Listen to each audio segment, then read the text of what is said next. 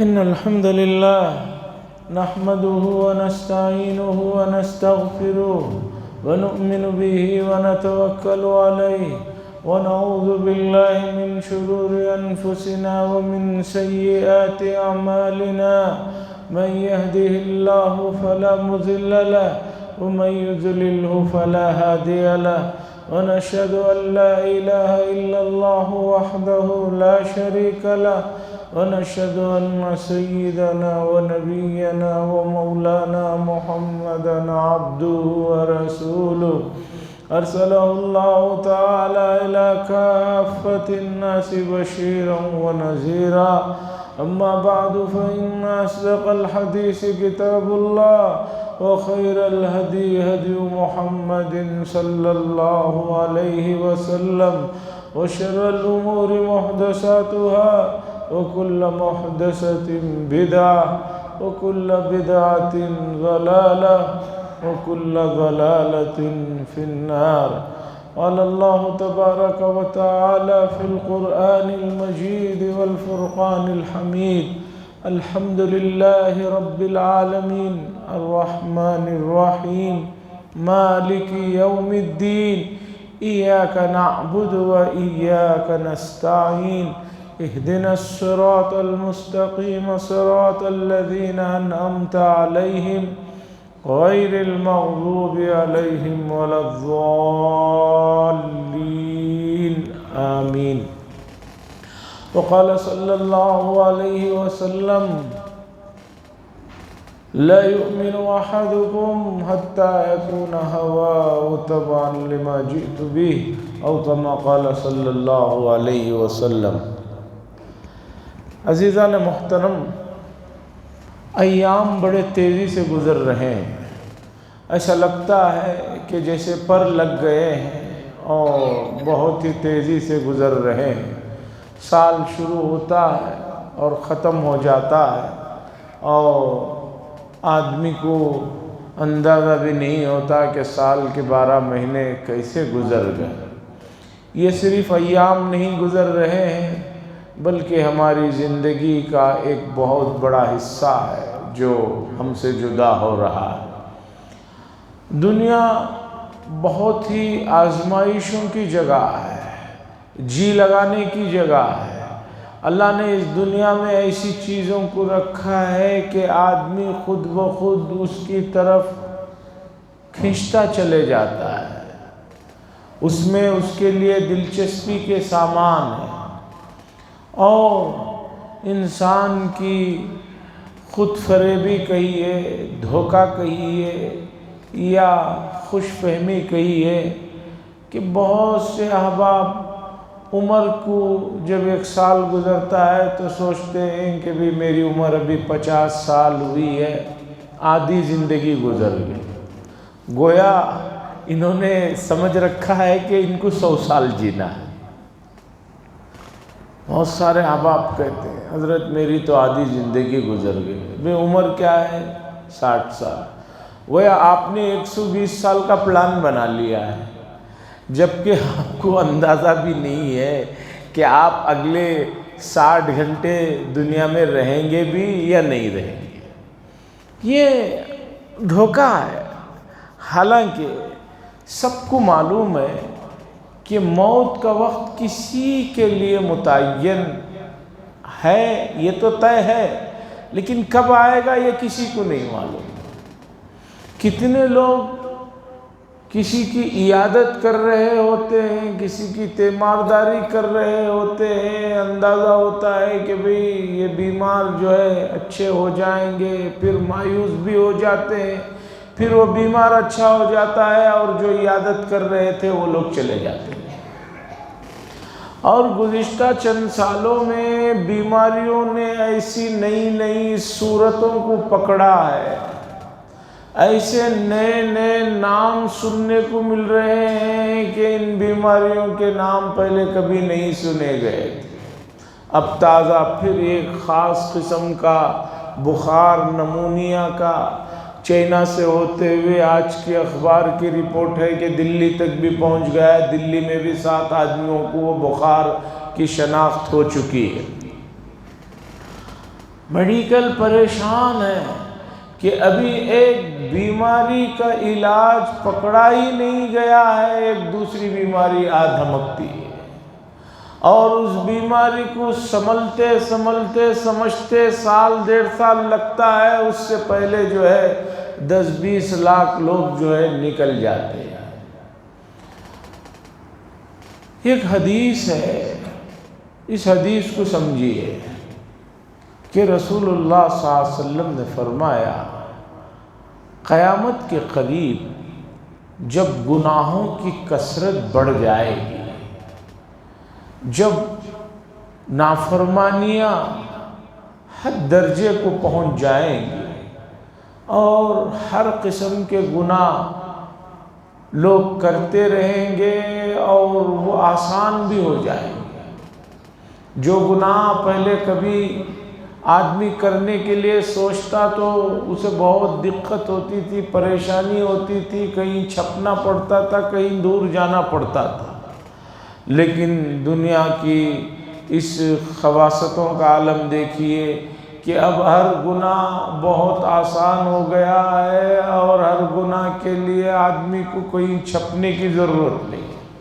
ماحول اتنا بگڑ گیا ہے کہ جیسے کہ مشہور کہاوت ہے، حمام میں سبھی ننگے۔ پہلے ایک آدمی گناہ کرتا تھا تو اسے شرم آتی تھی، دقت ہوتی تھی کہ بھی باقی لوگ کیا کہیں گے۔ اب ہر آدمی گناہ میں لگا ہوا ہے تو کسی کو کسی سے کوئی شرم ہی نہیں ہے۔ جوا کھیلنا بچپن میں ہم سنتے تھے کہ بہت دور کہیں جانا پڑتا ہے، چھپ کر جنگلات میں لوگ جو ہے جوا کھیلنے کے لیے جاتے تھے۔ اب جوا ہر آدمی گھر میں بیٹھے ہوئے بلکہ دکان میں بیٹھے ہوئے اپنا کام کاج کرتے ہوئے کھیل سکتا ہے، جوا آن لائن ہو گیا ہے۔ پہلے شراب لینے کے لیے کوئی مخصوص دکان ہوتی تھی، وہاں جانا پڑتا تھا، آدمی کو بڑی جو ہے چھپ چھپا کر کسی کے ہاتھ سے جا کر منگوا کر جسے بری یہ بیماری ہے پینا پڑتا تھا۔ اب کوئی مسئلہ نہیں، بلکہ جو ہے آپ نے ادھر آرڈر کیا، آن لائن میں آپ کو وہ چیز آپ کے گھر میں آ جاتی ہے، وغیرہ وغیرہ ذالک بہت چیزیں ہیں، اس وقت فہرست نہیں گنانی ہے۔ تو اللہ کے نبی صلی اللہ علیہ وسلم نے فرمایا جب گناہوں کی کثرت ہو جائے گی تو اللہ کی طرف سے بھی عذابات کا سلسلہ شروع ہو جائے گا، اور عذابات کی تفصیلات رسول اللہ صلی اللہ علیہ وسلم نے بتائی، اور ترمذی شریف میں ایک بڑی حدیث ہے، اور اس حدیث میں گناہوں کی تفصیل ہے، پھر عذابات کی تفصیل بھی ہے۔ آج سے تقریباً 30-35 سال پہلے میرے استاد محترم حضرت مولانا مفتی محمد شعیب اللہ خان صاحب زیدہ مجدہ نے ایک کتاب لکھی، ایک حدیث کی کہانی اور اس کی زبانی، اس کی تشریح۔ اس میں صرف یہ ایک حدیث نقل کر کے اس میں جن جن گناہوں کو ذکر کیا گیا ہے پھر ان کو تفصیل سے بتایا، پھر ان کے عذابات کو جو حدیث میں ذکر کیا گیا وہ اس وقت کہاں کہاں کس صورت میں پیش آ رہی ہیں اسے بتایا۔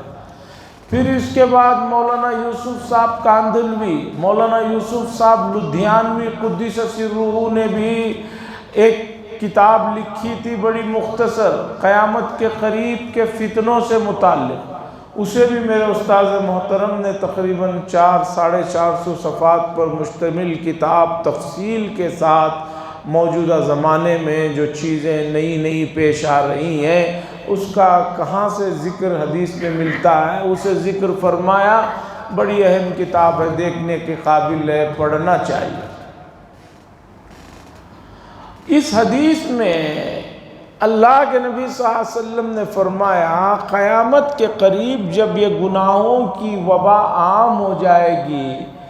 تو نئی نئی بیماریاں پیدا ہوں گی،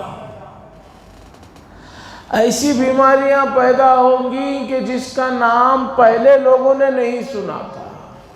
اور وہ بیماریاں اتنی جلدی جو ہے آدمی کے پورے نظام کو ختم کر دیں گی کہ آدمی سنبھل نہیں پائے گا۔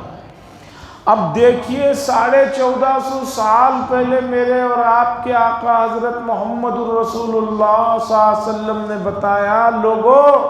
ان نافرمانیوں سے نہیں بچو گے تو اس کے بدلے میں یہ وبال تمہاری زندگیوں میں، تمہارے معاشرے میں آئے گا۔ آج بے شمار قسم کے دوائیاں، اعلیٰ درجے کے ہسپتال، تمام چیزیں میسر ہیں، پھر بھی بعض مرتبہ ایک آدمی کو پوری طاقت جھونکنے کے باوجود بھی جو ہے اس کی زندگی بچانا مشکل ہے۔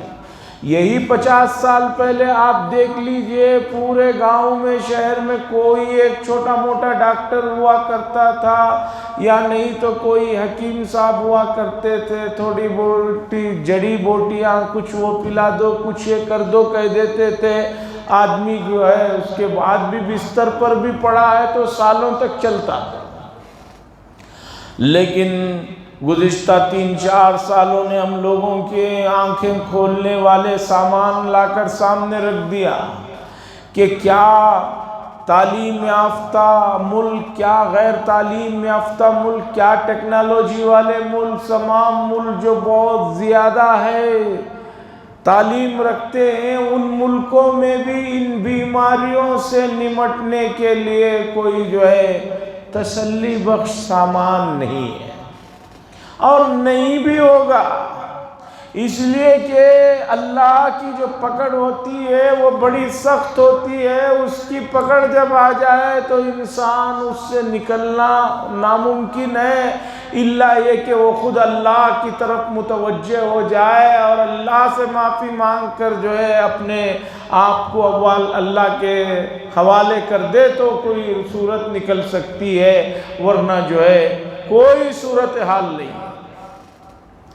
یہ مسئلہ سمجھنے کا ہے، امت کو سمجھنا ہے، اور امت سمجھے گی تو آگے چل کر وہ دوسرے انسانوں کو بھی سمجھائے گی۔ بھئی ہم لوگ دنیا میں کوئی بہت کم تعداد ہے ایسا نہیں ہے، 1.5 ارب کے آس پاس تو آبادی ہے، 1.5 ارب کے آس پاس کی تو آبادی ہے، کل آبادی 8 ارب کی آپ مان لیں گے تب بھی الحمدللہ آپ 15, 17, 18% تو پوری دنیا میں ہیں۔ میں آپ کو بتاتا ہوں، مکہ المکرمہ میں یہ آیت نازل ہوئی جب صحابہ، بلکہ مدنی صورت ہے، صحابہ اکرام رضی اللہ تعالیٰ علیہ مجمعین کی تعداد بہت کم تھی۔ اللہ فرما رہے ہیں والذین کفروا بعضهم اولیاء بعض، جو منکرین ہیں، جو اللہ کو نہیں ماننے والے ہیں، نافرمان ہیں، وہ سب آپس میں ایک دوسرے کے دوست ہیں، ایک دوسرے کے حلیف ہیں، ایک دوسرے کے ساتھی ہیں، ایک دوسرے سے جڑے ہوئے ہیں۔ یہ آیت مدینہ منورہ میں نازل ہو رہی ہے، اس وقت پوری دنیا میں جو ہے صرف اور صرف نافرمانوں کی بھرمار تھی۔ مدینہ منورہ میں جو صحابہ تھے تقریباً 1500 یا 2000 کے آس پاس صحابہ کی تعداد ہے،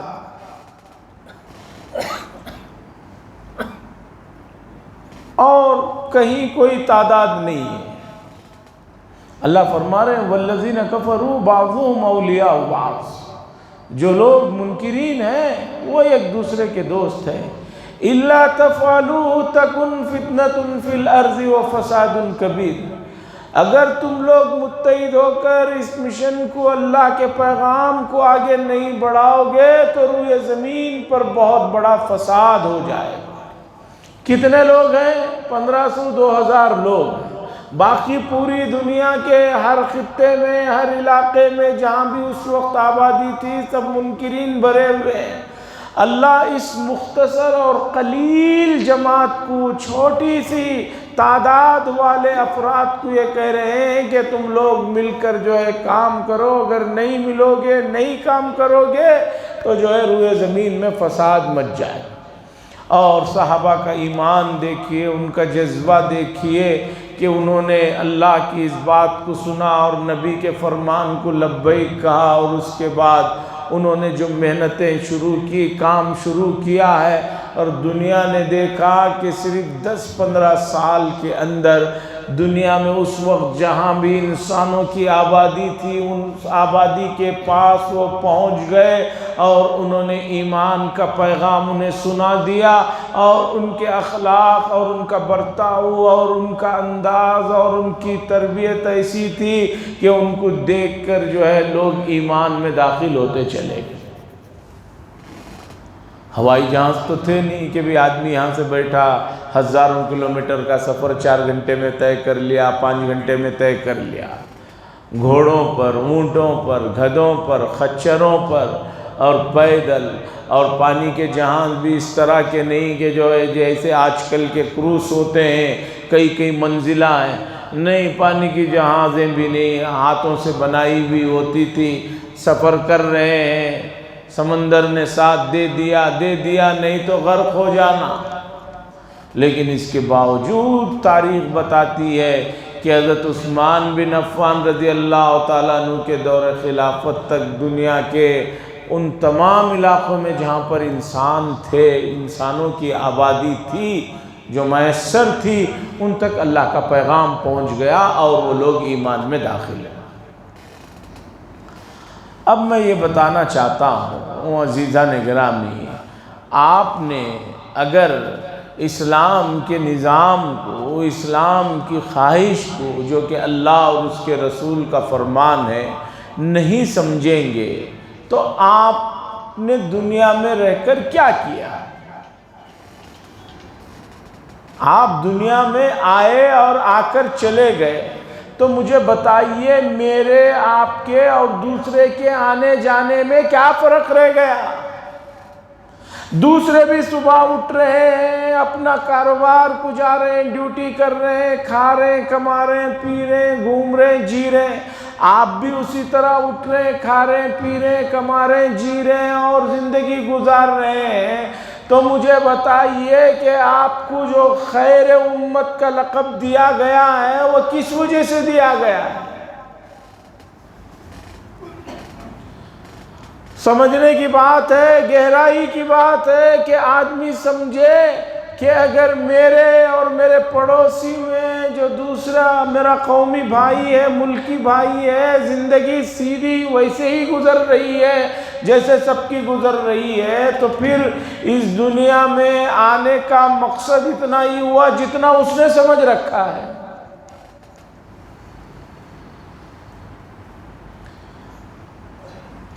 قرآن مجید نے ہمیں بتایا، جو ہمارے پاس سب سے معتبر ذریعہ ہے اللہ کے پیغام کو سمجھنے کا، اللہ کے مقصد کو جاننے کا،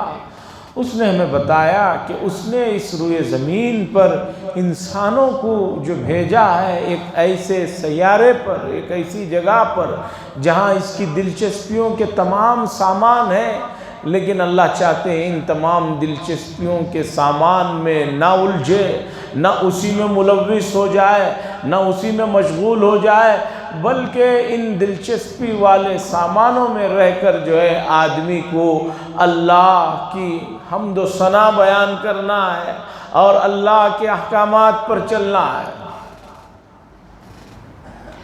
دیکھیے دنیا میں کوئی بھی کام دو طریقے سے ہوتا ہے،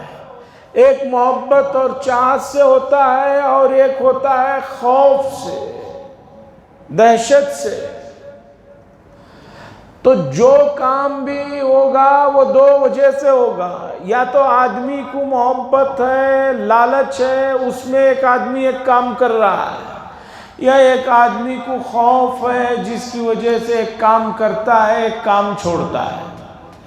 جو چیزیں خوف کی اور ڈر کی، دہشت کی ہیں وہ زیادہ مؤثر نہیں ہوتی۔ آدمی کو جہاں ڈر ختم ہوا کام کر گزرتا ہے، جہاں خوف ختم ہوا وہ کام کر گزرتا ہے جس سے وہ ڈر رہا تھا۔ لیکن محبت ایک ایسی چیز ہے کہ جس میں آدمی جو ہے کہیں بھی ہو وہ محبت کی وجہ سے جو ہے جو اس کی ذمہ داری دی گئی ہے اس ذمہ داری میں وہ کبھی بھی کوتاہی نہیں کرتا۔ اب دنیا میں انسان کو محبتوں کے باب میں بہت سی چیزوں سے واسطہ پڑتا ہے۔ فطری طور پر جب جانور اپنے بچوں سے محبت کرتا ہے تو انسان تو بہرحال انسان ہے، اسے بھی اپنی اولاد سے، اپنے ماں باپ سے، اپنے محسنوں سے، کئی قسم کے لوگوں سے، واسطوں سے محبت ہوتی ہے، اور شریعت اس محبت کو منع بھی نہیں کرتی کہ کوئی آدمی یہ کہے کہ میں اپنے بچوں سے محبت نہیں کرتا ہوں، یہ کوئی کمال کی بات نہیں ہے۔ رسول اللہ صلی اللہ علیہ وسلم کی مجلس میں حضرت حسن رضی اللہ تعالیٰ عنہ چھوٹے بچے آئے تو رسول اللہ صلی اللہ علیہ وسلم نے ان کو اٹھایا اور ان کی پیشانی کو بوسہ دیا، چوما۔ ایک گاؤں کے صاحب وہاں بیٹھے ہوئے تھے، وہ کہنے لگے یا رسول اللہ صلی اللہ علیہ وسلم آپ بچوں سے اس طرح محبت کرتے ہیں، چومتے ہیں؟ آپ نے فرمایا جی۔ تو صاحب کہنے لگے میرے کئی بچے ہیں، میں نے کبھی اپنے کسی بچے کو اٹھایا نہ چوما نہ اس طرح سے بوسہ دیا۔ رسول اللہ صلی اللہ علیہ وسلم نے فرمایا اگر اللہ کسی کے دل سے محبت کو اور نرمی کو اور اس طرح کے جذبے کو نکال دے تو میں کیا کر سکتا ہوں؟ تو شریعت اولاد سے محبت کو منع نہیں کرتی، ماں باپ سے محبت کو منع نہیں کرتی، رشتہ داروں سے محبت کو منع نہیں کرتی، دوست احباب سے محبت کو منع نہیں کرتی، اپنے خاندان سے، اپنے قبیلے سے، اپنے ملک سے، اپنے چیزوں سے محبت کو شریعت منع نہیں کرتی۔ لیکن شریعت چاہتی ہے کہ پہلے نمبر پر آدمی کی محبت جو ہے وہ اللہ سے ہو اور اس کے رسول صلی اللہ علیہ وسلم سے ہو،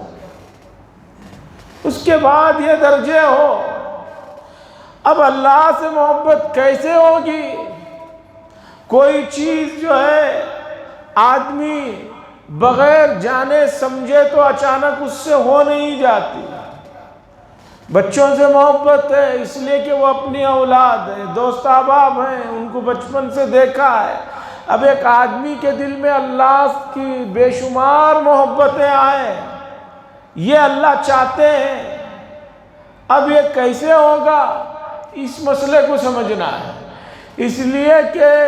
دنیا میں ایسا کوئی آدمی نہیں ہے جو آزمائشوں سے، جو حالات سے، جو مسائل سے دوچار نہ ہو۔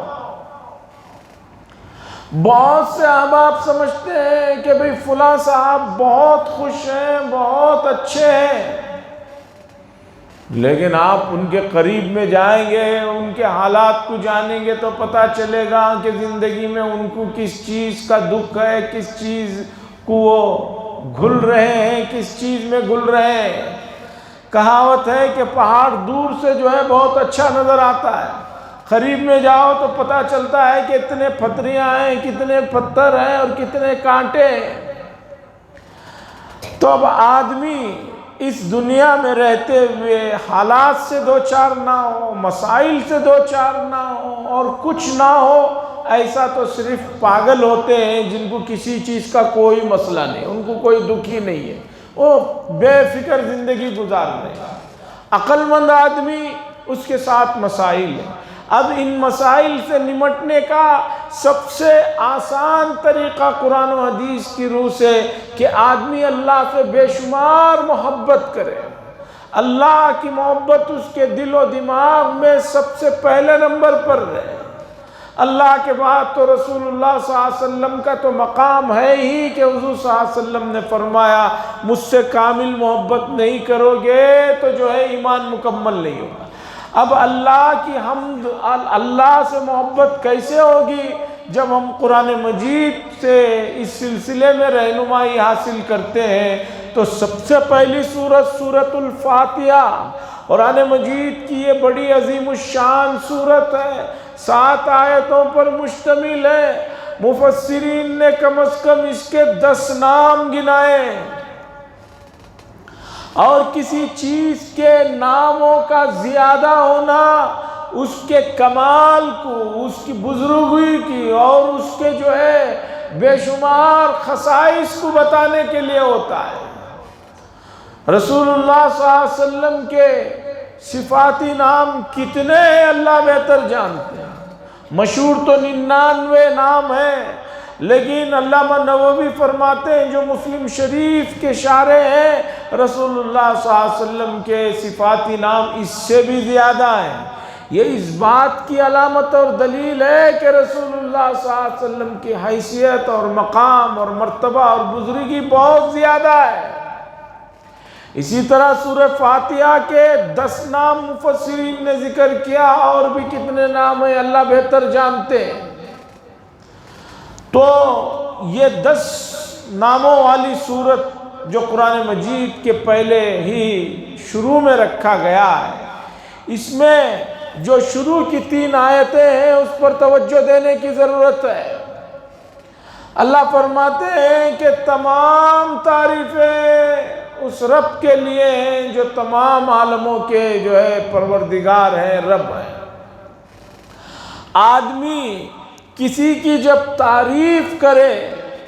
تو سمجھیے کہ اعلیٰ درجے کی تعریف وہ جتنی کرتا رہے گا اس ذات سے اس کے دل میں محبت بڑھتی رہے گی۔ اب اللہ کی محبت دل میں لانا ہے تو اللہ کی حمد و ثنا بیان کیجئے، اس کی تعریف بیان کیجئے، اور اللہ کی حمد و ثنا بیان کرنے کے لیے اس کے ذات اور صفات کو پڑھیے، سمجھیے کہ اللہ کی جو ذات ہے کتنی مہربان ہے، کتنی رحیم ذات ہے، کتنے اس کے احسانات ہیں، کتنے اس کے انعامات ہیں۔ جب بار بار اللہ کی حمد و ثنا بیان کرتے رہیں گے، اٹھتے ہوئے، بیٹھتے ہوئے، سوتے ہوئے، جاگتے ہوئے، نماز کی حالت میں، غیر نماز کی حالت میں، تو آپ کو آہستہ آہستہ اللہ سے محبت ہونا شروع ہو جائے گی۔ اللہ سے محبت کرنے کے لیے، اللہ کی محبت دل میں سمانے کے لیے ہمیں سب سے زیادہ قرآن کے بعد رسول اللہ صلی اللہ علیہ وسلم کی ذات گرامی ہے کہ آپ صلی اللہ علیہ وسلم نے اللہ کی جو بے شمار حمد و ثنا بیان کی ہے اسے بھی ہم دیکھیں، اسے بھی پڑھیں، اسے بھی جانیں، اس کے معنی اور مفاہیم کو سمجھیں۔ جب آدمی اتنا زیادہ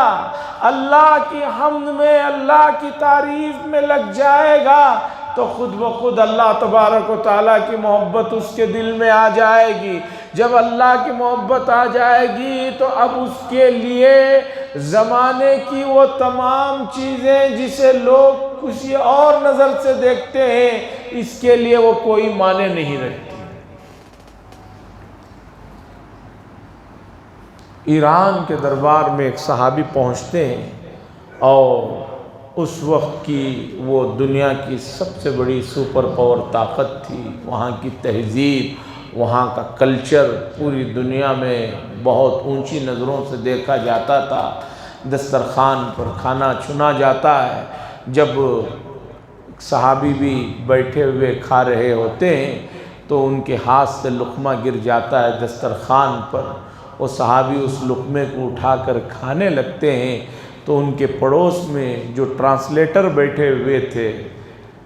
فارسی زبان اور عربی کے درمیان میں ٹرانسلیٹ جو کر رہے تھے، انہوں نے کہا کہ بادشاہوں کے دربار میں خاص طور پر یہ سپر پاور طاقت جہاں آپ بیٹھے ہوئے ہیں، دسترخوان پر گرا ہوا لقمہ اٹھا کر کھانا عیب سمجھا جاتا ہے، نیچی نظروں سے دیکھا جاتا ہے، یہ بد تہذیبی مانی جاتی ہے۔ تو ان صحابی نے فرمایا کیا میں میرے پیارے نبی کی سنت کو صرف اس لیے چھوڑ دوں کہ یہ لوگ اسے اچھا نہیں سمجھتے؟ ان بیوقوفوں کی نظر میں اگر یہ بد اخلاقی ہے تو ہوگی، لیکن میری نبی نے اسے جو ہے پسند فرمایا ہے اور یہ حکم دیا ہے کہ گری ہوئی چیز دسترخوان پر اٹھا کر کھایا جائے، اس لیے میں ان کی وجہ سے نہیں چھوڑوں۔ حاضرین، یہ محبت کا کرشمہ ہے کہ رسول اللہ صلی اللہ علیہ وسلم سے بے انتہا محبت تھی۔ اس محبت نے اتنے بڑے دربار میں، اتنے بڑے لوگوں کے سامنے بھی اس طرح کا کام جسے وہ لوگ پسند نہیں کر رہے ہیں کرتے ہوئے جھجک نہیں محسوس کی۔ آج ہمارے دلوں میں اللہ اور اس کے رسول کی محبت نہ ہونے کا نتیجہ ہے کہ ہم لوگ کوئی بھی کام کرنے سے پہلے سنت کیا ہے اس کی طرف، رسول کیا کہہ رہے ہیں اس کی طرف بعد میں دیکھتے ہیں، معاشرہ اور لوگ کیا کہتے ہیں وہ دیکھتے ہیں، اور لوگوں کے مطابق جو ہے چلنے کی کوشش کرتے ہیں، یہ محبت نہیں۔ حاضرین، اس موضوع پر اور بات سنانی ہے، انشاءاللہ سناؤں گا۔ ایک خاص موضوع کی طرف آپ کو متوجہ کرنا چاہتا ہوں، اور وہ موضوع یہ ہے کہ آپ حضرات کے سامنے خاص طور پر ہم محلے والوں کے لیے تو روزانہ یہ چیز دیکھنے کو مل رہی ہے۔ ہمارا عیدگاہ فیض عمر یہاں پر جو بہت بڑا حصہ بالکل جو ہے استعمال میں نہیں آ رہا تھا، پتھروں کی وجہ سے اس کا کام شروع کیا گیا ہے اور مسلسل کام چل رہا ہے۔ ہم لوگ تو روزانہ اس روز راستے سے جاتے ہیں آتے ہیں، تو یہ ہمارے پورے بنگلور ساؤتھ کے لیے اور خاص طور پر ہمارے بنشنگری کے اطراف کے علاقے کے لیے یہ ایک بہت بڑا سرمایہ ہے، اور قوم و ملت کے لیے ایک بہت بڑی امانت ہے۔ ہمارے بڑوں نے، جن لوگوں نے اس کے لیے کوششیں کی، انہیں اللہ نے بھرپور ان کا اجر عظیم عطا فرمائیں گے۔ اب انہوں نے اپنے زمانے میں اپنی طاقت کے مطابق جتنا کام کر سکتے تھے اس سے زیادہ انہوں نے کیا۔ اب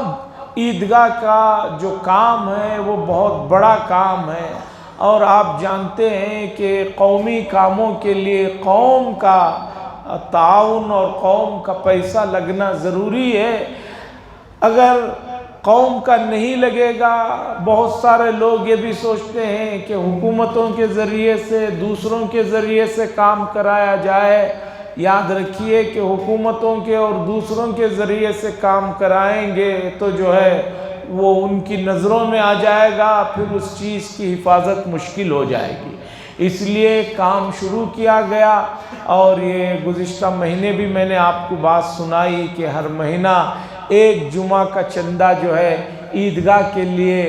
ہر مسجد والے وقف کر دیے ہیں۔ یہاں جو اطراف میں ہمارے 36 مساجد ہیں، ان لوگوں نے اس کے لیے وقف کر دیا ہے۔ اور آپ جانتے ہیں بعض مساجد جو ہے بہت چھوٹی ہیں، یعنی کہ وہاں پر 50-100 آدمی بھی نماز نہیں پڑھ سکتے، اتنی چھوٹی مساجد بھی ہیں، تو وہاں سے کوئی بڑا تعاون تو نہیں ہوگا۔ ہمارے اپنے محلے میں یہ عیدگاہ ہے، اور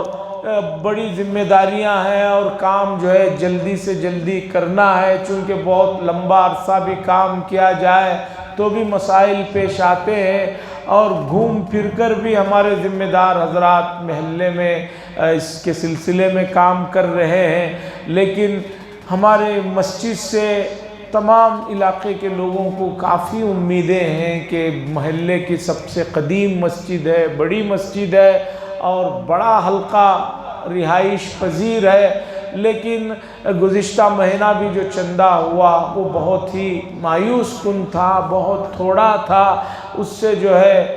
بہت ہی عجیب سا یہ محسوس ہوا کہ اس سے کم درجے اور جدید مساجد میں کام زیادہ ہوا، ہمارے یہاں کم ہوا۔ اس لیے ذمہ داروں نے بھی گزارش کی ہے کہ اس مسئلے کو سامنے لایا جائے کہ یہ قوم کی بہت بڑی امانت ہے، قوم کی بہت بڑی پراپرٹی ہے، اور اس کی حفاظت اگر نہیں کی گئی تو بہت مسائل ہوں گے،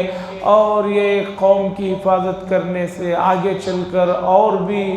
شہر کے اندر اتنی بڑی جگہ کا ملنا اور اتنی بڑی جگہ کو جو ہے استعمال میں لانا آج کے زمانے میں خواب و خیال ہی ہے۔ جگہ ہمارے پاس ہے، اسے کام میں لانے کے لیے، وہاں کے پتھروں کو ہٹانے کے لیے، اسے صحیح ترتیب دینے کے لیے بہت بڑے بجٹ کی ضرورت ہے۔ میں گزارش کرتا ہوں کہ عمومی چندہ بھی یہاں جمعہ کی نماز کے بعد ہوگا، لیکن انفرادی طور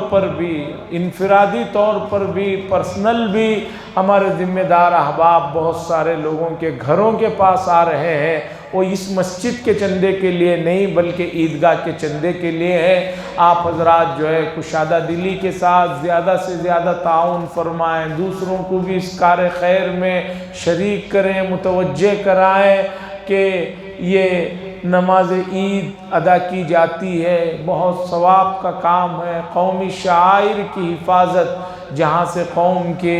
ایک اجتماعیت اور قوم کا ایک وقار ظاہر ہوتا ہے، اور ایسی جگہوں کی حفاظت کرنا ہم سب کا ملی اور دینی فریضہ ہے۔ مجھے امید ہے آپ حضرات اس طرف خصوصی توجہ دیں گے اور اس جمعہ میں اب نماز کے بعد ہونے والے میں بڑھ چڑھ کر حصہ لیں گے، اور جو حضرات کسی وجہ سے رقم نہیں لائے ہیں تو انفرادی طور پر بھی عیدگاہ کی رسید بنی ہوئی ہے، ہمارے ذمہ دار احباب بھی باہر تشریف فرما ہوں گے، زیادہ سے زیادہ کشادہ دلی کے ساتھ تعاون فرماتے ہوئے جائیں۔